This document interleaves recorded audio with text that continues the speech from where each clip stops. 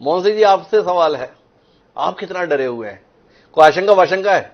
ये चौथी लेयर के तौर पे जिन लोगों को ये लोग तैनात कर रहे हैं, कहीं वही तो पहली लेयर बन के अंदर सेंधमारी नहीं कर देंगे? ऐसी कोई डरवड़ तो नहीं है आपको?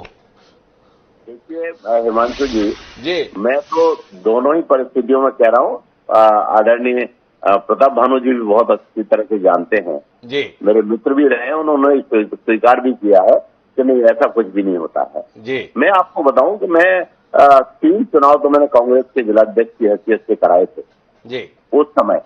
तो कहीं भी हमने कभी इस तरह से रात को जागने का काम नहीं किया, जी आप समझ लो। जी। और ना ही किसी प्रकार से जो कुछ होना है वो होता है मतदान होने के समय, जी और मतदान हो गया, पेटी बंद हो गई, और उसके बाद अगर कोई इस तरह से करता है तो मैं तो ये मान के चलता हूं कि वो अपने हारने के कारणों की भूमिका बना रहा है। जी कि जब वो हारेगा तो कार्यकर्ता और जनता में क्या पक्ष रखेगा, जी तो ये उसकी भूमिका है केवल। जी।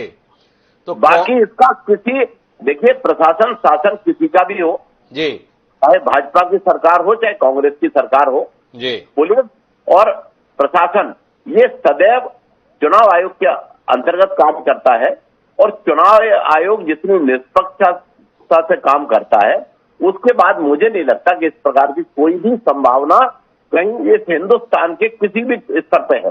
जैसे बहुत वर्षों तक कहा जाता रहा ईवीएम बदल देते हैं, जब जीत जाते हैं तो कहते हैं नहीं ईवीएम नहीं बदली, और हार जाते हैं तो कहते हैं ईवीएम बदल गई।